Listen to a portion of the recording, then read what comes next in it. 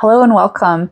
This is the channel where we talk everything Camino. I'm your host, Camino Candace, and I'm eternally Camino dreaming.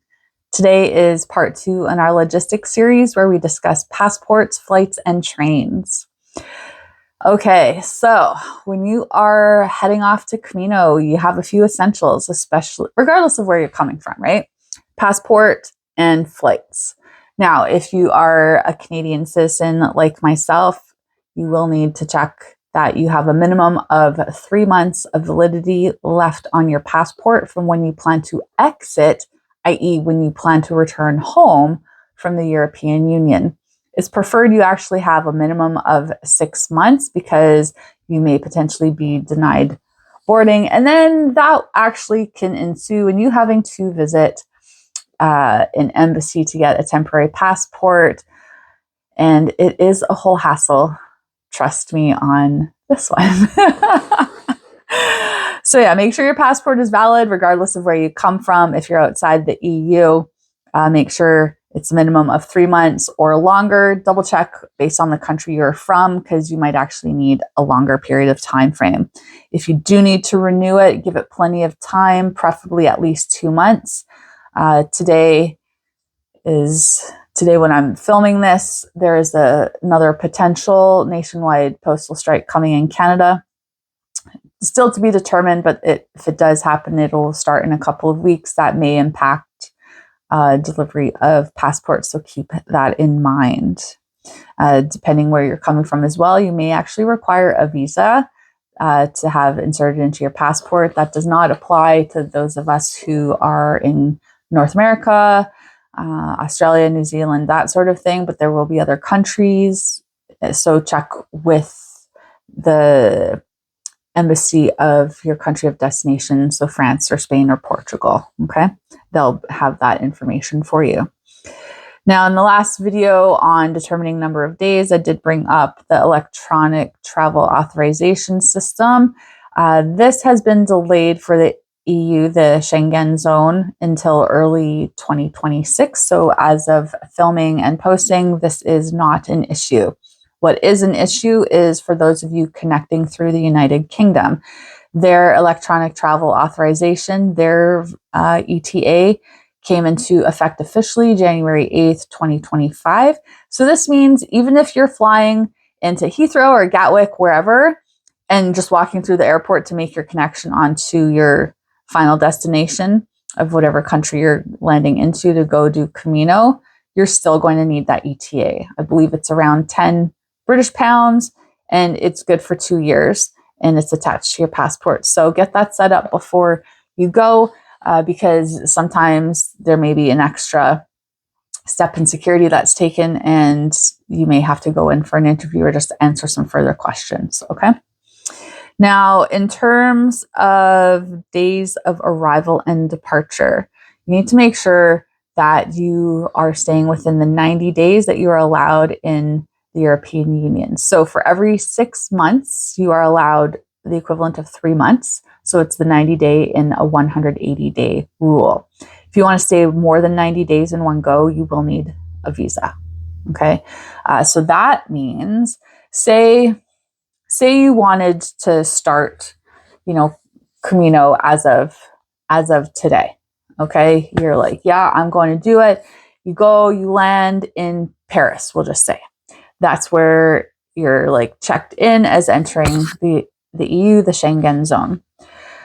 And you're planning to be there for we'll say 80 days. So however long that takes you through to from the day you're seeing this.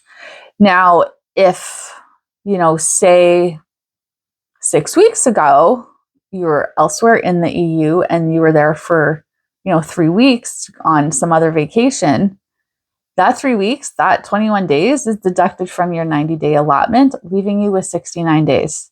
So you would then be over by 11 days on your allotment and require a visa or cut your trip to be within 69 days. And on that 69th day, you need to be exiting the EU. There are free calculators online. You just Google Schengen calculator. That's spelled SCHENGEN. Okay. Now, where is your starting point on the Camino? Okay, are you starting in Saint Jean Pied de Port? Are you starting in Sarria? Are you starting in Lisbon? Are you starting in Porto? Are you starting in Bayonne? Are you starting in Bilbao? I don't know. Take your pick. You starting elsewhere, because you can walk all across Europe as part of the Camino network.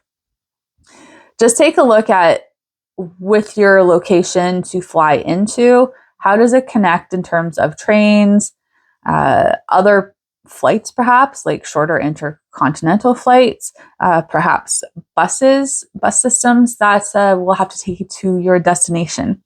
How many days are you going to want to stay there to get over jet lag? We talked about that in the previous video. You can book your train tickets with various apps. There's Trainline, SNCF, and there is Rome to Rio. They will give you all the schedules. You can purchase tickets on there, get your QR code that will be scanned either by machine that gives you entryway onto the train, or once you're on the train and someone comes around to check your ticket. So with planes, check with the airlines. Here in North America, we have major airlines, but there's a lot of smaller ones in Europe, okay? There may be some things you need to deal with in terms of checking the size of carry-on luggage across airlines to make sure your backpack, if that's your carry-on, fits, because not all airlines are the same. And in Europe, the measurements tend to be smaller than what we're allowed here in North America. So keep that in mind. Do you need to take a bus instead from where you're going? You can book online with Flixbus or other local transport. Or perhaps, are you going to need a taxi? Usually those are pretty expensive. From what I understand, you can sometimes find forums where other pilgrims are all coming in at the same time and you share that. So that's always an option. And then you've kind of got like instant friends, right? And then you've got your Camino friends story of how it started. Now, how do you determine, time of arrival at your start point on Camino? I started in Saint Jean Pied de Port for Francés. Okay, I was already visiting a friend who lives in the south of France anyways. So I had her drive me to the train station in Marseille, St. Charles, that I boarded. And it was literally an 11-hour day with, I think, 3 transfers by train, connecting, through Toulouse and Bayonne, all these places. And I got to St. Jean, I think around like 5 p.m. So it was kind of late. Oh, actually, maybe it was more like 6:30. It was late. I was hungry. I hadn't eaten all day. I was cranky. I was tired. I was scared. I was shitting my pants. And all I knew is I needed to get to the pilgrim's office to get my credenzial before I went to the albergue I had booked. So do you want to stay only one night and start the next day like I did? Or do you want to have a full day and not feel so rushed? Honestly, that probably would have been the better option for me, but hindsight, and it honestly never crossed my mind. Okay. Consider ahead where you're going to sleep. When you arrive on something like that, yes, the spirit of the Camino is you just rock up to a place and hopefully there's a spot. Sometimes that's not always the case. And yet, honestly, if you're starting in Saint Jean Pied de Port and you don't have a place, don't even worry about it. And here's why. Because when you go to the pilgrim's office, which you need to go to, you get your credenzial if you don't already have one. But even if you do, you kind of get registered, plus you get your stamp. Okay. They will give you a whole list of all albergues and they will ask you, do you have a place to stay tonight? Trust me, they will ask you. And if you say no, they will help you find a place. And here's the thing. They have had the fire station open up and pilgrims have slept at the fire station. You will not be homeless. This is one of my greatest fears too, trust me. I don't want to be homeless on the Camino. I understand the Camino provides. Hopefully you can't hear that siren outside. And it can also be really, really scary when you come from a culture like us in North America where things are very planned. I mean, hell, we're the type of people that even make plans with our friends to have a phone call because of people's schedules. There's no spontaneity in North America anymore, okay? And that's just how it is. It's a very different vibe in Europe. It's a lot more relaxed, and any Europeans watching this are probably like, whoa, you guys need like some serious help over there. Yes, we do. Please send help. But do not worry, you will not be left homeless, okay? And you might even run along the way into other pilgrims who don't have a place to stay. And so whatever. So then you like pair up, triple up, quadruple up, whatever. And you could even, if none of the albergues have room, usually it's typically easier to find an albergue for 1 or 2 people. But if you go up to those, where there's no reservations taken and they're full, or even other places where they're full, you can check apps like booking.com and then search a place for 3 or 4 people, and then you just split the cost that way. You can also go to a church and say, I need a place to stay. Hell, I'm sure you could even go to the fire stations or the police or Guardia Civil. They're there to help you, okay? And help comes to those who ask. Do not be embarrassed. Do not be ashamed that you have no place to sleep. I met people on the Camino who literally slept on benches, and I was like in awe and wonder of them. And to be honest, there is a potential that on my upcoming Camino, I might have to sleep outside. I don't know. I sure as hell hope not. I hope it's a nice night. And if I do, I hope I'm at least with one other pilgrim, maybe more. So we're like in a group. But I don't know. My plan is, if I have to, I will go to a church. God didn't turn people away. Jesus didn't turn people away. He healed lepers. So why would I not get a spot to sleep? And the firemen, police stations, they're there to help. And like I said, so is Guardia Civil. Okay. And I know people say, oh, just take a taxi or a bus, to the next place. Yeah, that's real great if you have the financial means. You are making a huge, huge assumption that people have that financial capacity to do that. And that is not always the case. And honestly, even if people had the capacity to pay like 100 euros for a hotel, like one person I know who did 1 week in August last year on Norte, because that's all the time that they had, and they couldn't find a place to sleep. And they said they ended up paying $100, 100 euro for a hotel room for the night because of it, which they were upset about.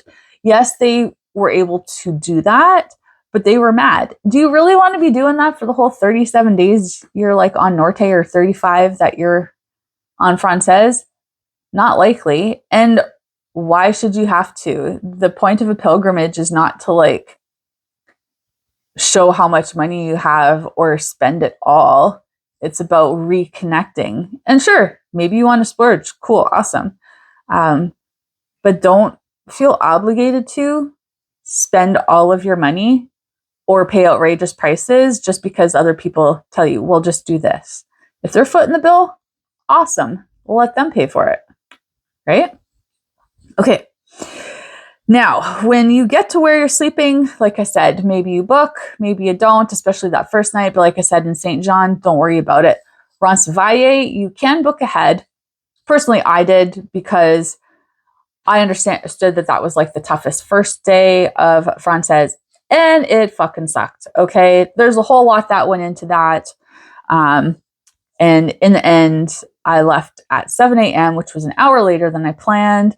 And I got to Roncesvalles around 5:30. And my reservation said if I did not arrive by 7 p.m., my bed would be given up. Okay. And even in Roncesvalles, people, even if it says it's all booked, if you show up, they'll make you wait. They'll be like, you got to wait here. And they basically wait to see who doesn't show up by 7 p.m. But they got a basement. They got a basement that they fill with stragglers. Okay. And if you can make it, I personally would have literally been crawling if I didn't get in there to the next town, which was, I think, 3 kilometers away. There was a lot of places to stay. And that town also had like this amazing little breakfast place. Oh my God. It was like heaven came down and was like, oh. And I had like a fruit smoothie. And then I got this like egg sandwich to go that had bacon in it. And then the little surprise was that it had like all this brie in it. And it had 2 eggs, not just one. And I'm not even kidding you. That was like not even €3. And I was walking along like I was the happiest person on the face of the earth. And it was amazing. So I can't remember. It's the first town after Roncesvalles. When you come out of the forest, there was some dude doing something with the trees, saying hi to everyone, asking where we're from, and telling you to go to his cafe. And it is not the first cafe. It's the one when you go past the first cafe and you keep walking, you look on your right and you see, oh, there's a restaurant. Oh, there's a bathroom outside I could probably use. It's that cafe. 10 out of 10, recommend. Okay. Yeah, so you also need to consider, do you need to get your credential when you arrive?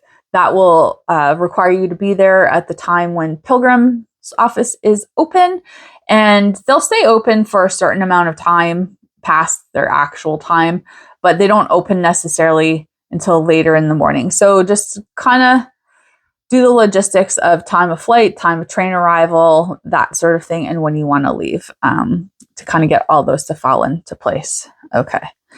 Now, when you get to your ending point on the Camino, usually that's Santiago, but maybe you go on to Finisterre and Musha, and then most people take a bus back because it's like a 6-day walk through Finisterre and Musha, and then an hour and a half direct bus ride back to Santiago.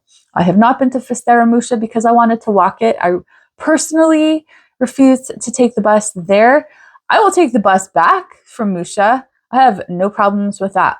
But for me, and this is just me, you do you, I need to walk that. And when I get there, I will know why. So that's the plan for this year. Yeah. Okay.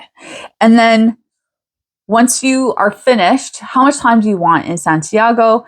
Where are you going? Are you going home? Where are you flying home from? Are you flying out of wherever you arrived? So if you flew into Paris, are you flying home from Paris, or are you flying home from Madrid, for example? Okay. How are you getting to Madrid from Santiago? FYI, it's a 3.5-hour train ride or a 30-minute flight. You do the math. The last I checked, a 30-minute flight from Santiago to Madrid was $30 Canadian.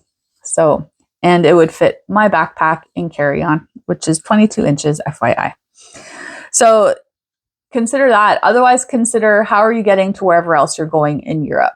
When I had to get back to my friends in the south of France because I was in Porto, I flew Porto to Marseille. And then even from Marseille, I had to go to London Gatwick to then fly to Paphos because apparently Cyprus is huge for the Brits. And so that was where I could get flights at the time of year that I was going. Okay. All right. Now, I think we're going to break this into like two parts today. So we're going to go on to purchasing some flight and train tickets. Okay. So obviously check for sales across the flights or across the airlines, across the apps. There's like Skyscanner, all this stuff that'll tell you. Okay. If you're planning, like over a year in advance and you're like, oh, I think I might like to go at such and such time of year, say you want to go in September. Okay. And, but it's not this upcoming September, it's the one after, and you have a year. You can be like, well, how much would it be if I bought tickets for this upcoming September at this time frame away? And you can just kind of gauge when it might be cheapest to buy. Don't forget, most credit cards also have a point system. You just pay the taxes if you use your points. So that's always an option. Train tickets, like I said, you can do using the apps. The one thing about the credit card points, though, is the flights usually have stricter rules on them in terms of cancellation, that sort of stuff, or even whether it comes with checked luggage or seat selection, that type of thing. So just really pay attention to that. And also, if you know that a specific airline offers a certain flight and is not showing on the options for what you can book with your credit card points, typically you can call your credit card points line and tell them the flight info and they'll book it for you that way too. So that's just a little tip. We also book with flights. It's also a little harder to get reimbursements. Okay. Usually you'll get only reimbursement of the taxes that you paid, not the credit card points. And then if there's any sort of credit it typically goes to the airline, not towards the travel rewards with your credit card company. So, I mean, it's not a big deal, but it can be. And also, if you want to choose your seats or have the option where maybe your seat is paid, is like included in the price of the flight that you're using with your points, you will still typically have to then go to that airline's website or app, sign in, find your flight info under your trip stuff. Sometimes you have to manually enter it from the information you get from your rewards email. So for example, when I booked mine, I booked my flight on points for Camino, Francés, and my upcoming one. And yes, I got my confirmation email from my travel rewards option. And then I signed into the airline app because I've flown with them before. And the one airline, everything populated, but there was one specific flight because my return, I have to connect twice. And so the very first flight of that one is a different airline I've never flown. So I had to sign in and create an account, no big deal. But then I had to, because it didn't show in my book trips that were booked, I had to manually enter the information from the travel rewards confirmation email, and then it populated, and then I was able to book my seat on that flight. And my seats were all included. There was only one that I paid for, and that was like for the long haul portion on the way back because I just wanted to treat myself, yo. So yeah, so that's what I was doing. And it sounds more complicated than it actually is, but the point is you're going to need the airline apps anyways, because that's who you're going to be checking in with, getting your boarding pass. So if you book your flight with like WestJet, you need the WestJet app because that's where your boarding pass will be. If you are going with Air France, that's who you need. So just keep that in mind. Okay. And if you're doing the intercontinental flights in Europe with like Vueling, which is like a Spanish airline, or TAP Air, which is Portugal airline, or Ryanair, anything like that, you're going to need their apps as well. So with that said, you also need to know what your plan for luggage is. Are you just bringing a backpack, or are you going to also have checked luggage? In 2023, I had both. I was fortunate because, like I said, I have a friend who lives in the south of France. I was able to leave my big checked luggage at her place. And that had all the clothes I needed for Cyprus and London and Netherlands. Okay. And then I just carried my backpack with me on Camino. When I went to Portugal in January, I only had my backpack, and I did check my hiking poles because I'm still unsure if, like, even though they collapse and have the rubber tip, will they make it through security and onto the plane? I don't know, because even collapsed, they're maybe 2-3 inches longer than my backpack. So I'm not entirely sure. I feel it would be fine, but I'm just one of those people. So anyways, and my ticket anyways had come with checked luggage. So it just seemed so pointless to check a 1 pound item. And even like the woman at the counter was like, what? And I was like, well, can you tell me if they'll get through security? She's like, I really don't know.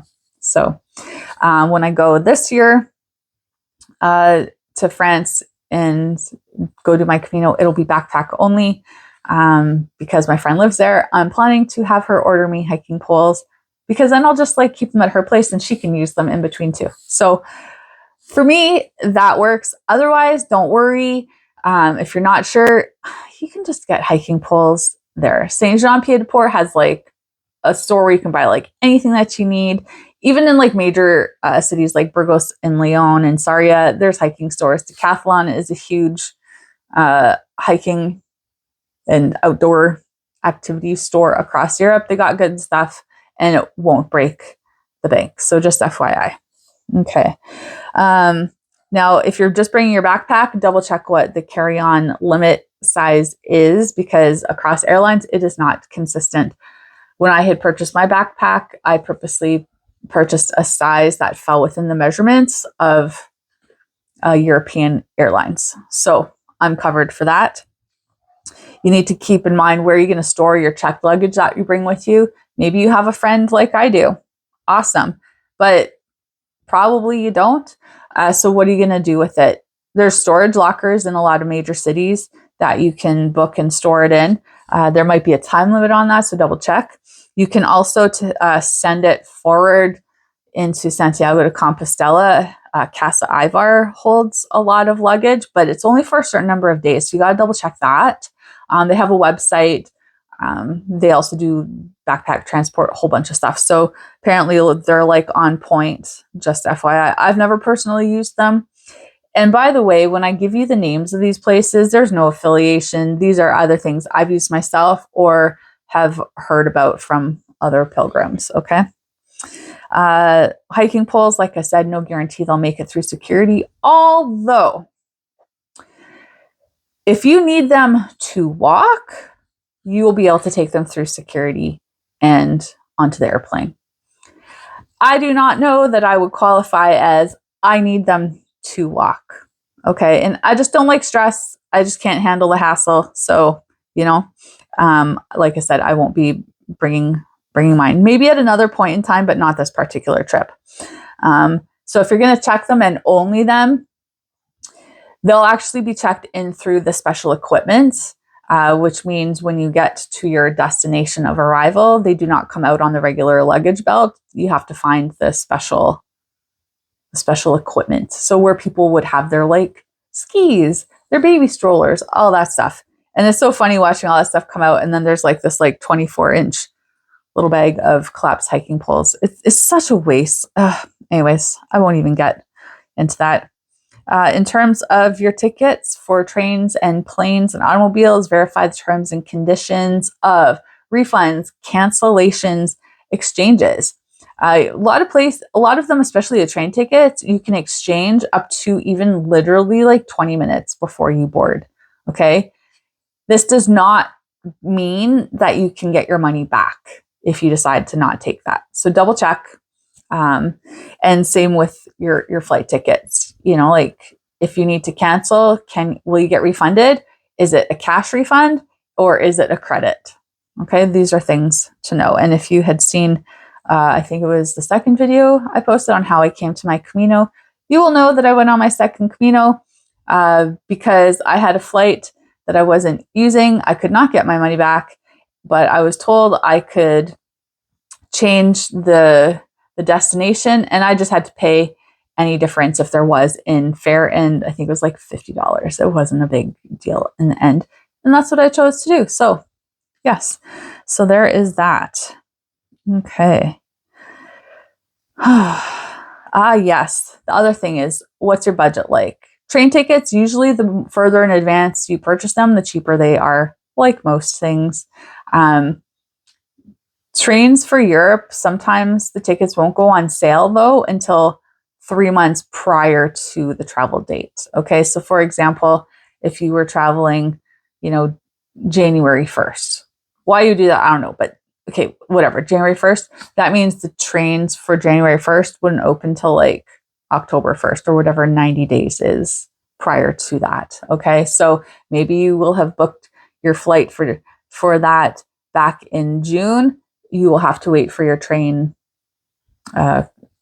ticket to be booked come October. So just keep that in mind, because sometimes when you look at the apps, it said nothing's available. It does not mean they're sold out. It means the schedule has not gone up yet.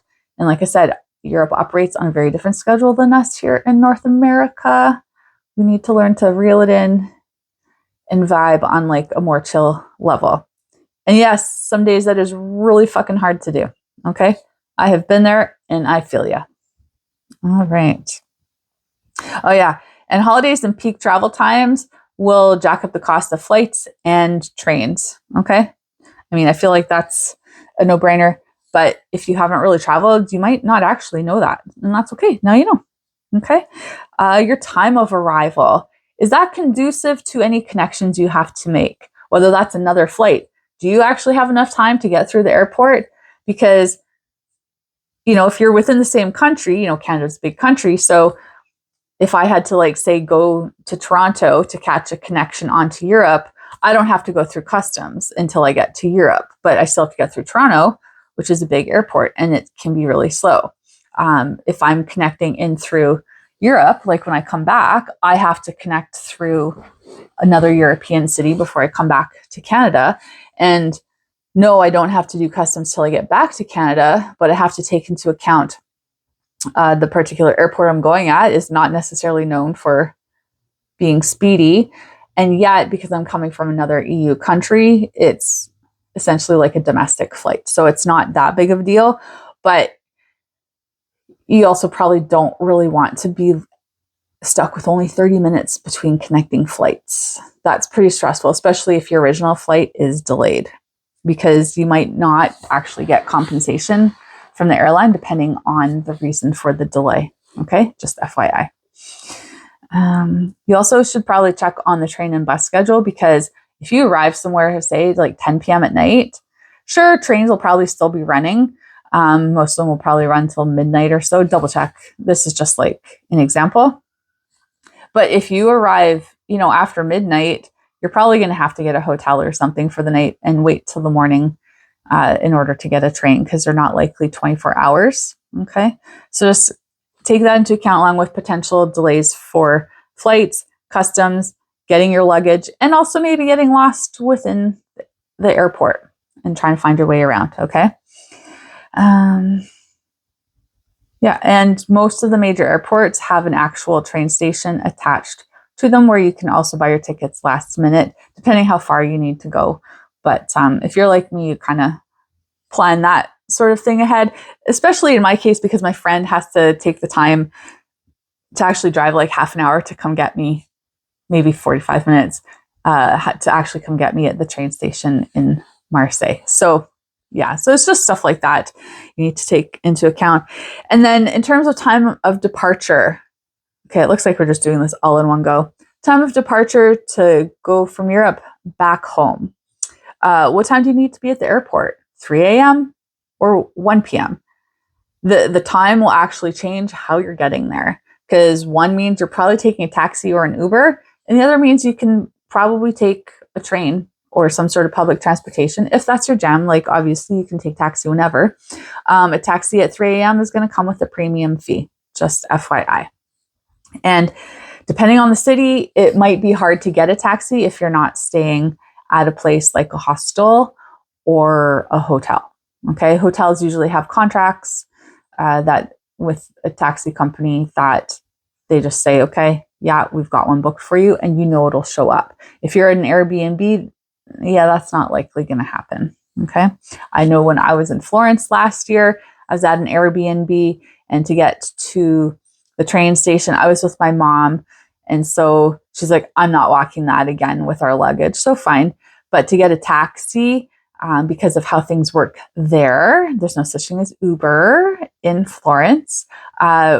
We were very fortunate that a gentleman in the store next to the place where we were staying just offered that if we came down in the morning, he would call for a taxi for us. And that's what we did. But if we hadn't had him, the bus system was going to take over an hour for us to get to the train station when it's like a 10-minute taxi ride. So just keep that in mind, because the time you leave determines the type of transport you're going to need.